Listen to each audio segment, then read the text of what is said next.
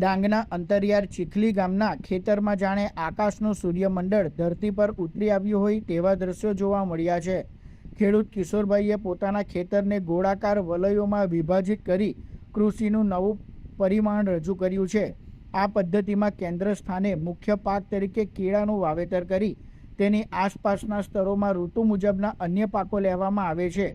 ઓછી જમીન અને મર્યાદિત સાધનો હોવા છતાં આ પદ્ધતિ દ્વારા મબલક ઉત્પાદન મેળવવું હવે શક્ય બન્યું છે।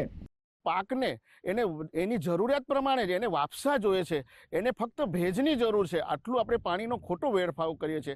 આ બાબતની અંદર જે છે એ આપણે પાણીનો સૌથી વધારે બચાવ કરી શકીએ છીએ અને એને જેટલી એને ભેજની જરૂરિયાત છે એ જરૂરિયાત પ્રમાણે જ એ પાણી પોતાની રીતે કેશાકર્ષણથી લઈ શકે છે। એ એનો મહત્ત્વનો બેનિફિટ છે અને પાણીની જ્યારે આ તકલીફ આવી છે એનાથી આ ખેતીનો ખરેખર ફાયદો છે। આ મોડેલમાં પાકોની ગોઠવણી અત્યંત વૈજ્ઞાનિક છે। પ્રથમ વલયમાં કંદમૂળ, બીજા પાંદડાવાળી ભાજી અને ત્રીજા વલયમાં ટામેટા, રીંગણ તેમજ મરચાં જેવા શાકભાજી લહેરાય છે। જ્યારે ખેતરની સરહદ પર વેલાવાળા પાકો લેવામાં આવે છે। ગાય આધારિત આ પ્રાકૃતિક ખેતીમાં માત્ર જીવામૃતનો ઉપયોગ થતો હોવાથી ખાતરનો ખર્ચ શૂન્ય છે।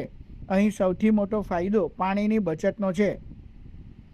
છોડને કુદરતી ભેજ મળી રહેતો હોવાથી મહિનામાં માત્ર 2 જ વાર પિયત આપવાની જરૂર પડે છે। हम रसायन यूरिया डीएपी वो डाले तो ज़्यादा पानी होना चाहिए, ज़्यादा पानी होना चाहिए।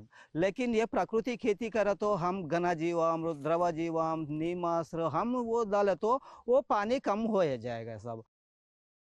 સૂર્યમંડળ આકારે જે ખેતી કરવામાં આવી રહી છે, મધ્યસ્થાને એક કોઈક ફળફળાદીનો પાક લેવામાં આવે છે। ત્યાર પછી જેમ વલયો હોય છે સૂર્યમાં, તો તે પ્રમાણે નીચે જુદા જુદા શાકભાજી, કંદમૂળો, લીલા શાકભાજી એવી રીતે એનું રોપણ કરવામાં આવે છે।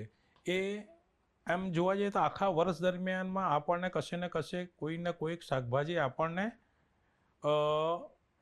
મળતી રહે અને આવકનું સ્ત્રોત થાય। કિશોરભાઈએ જળ સંચય માટે ખેતરમાં 10 લાખ લીટરની ક્ષમતા ધરાવતું તળાવ બનાવી આખું વર્ષ સિંચાઈની સુવિધા સુનિશ્ચિત કરી છે। આદિવાસી વિસ્તારનો આ નવતર પ્રયોગ આજે રાજ્યભરના ખેડૂતો માટે પ્રેરણા સ્ત્રોત બન્યો છે। ન્યૂનતમ ખર્ચે સમૃદ્ધિ તરફ લઈ જતી આ સોલાર સિસ્ટમ ફાર્મિંગ પદ્ધતિ ભવિષ્યમાં ખેતીની નવી ઓળખ બનશે તે નિશ્ચિત છે।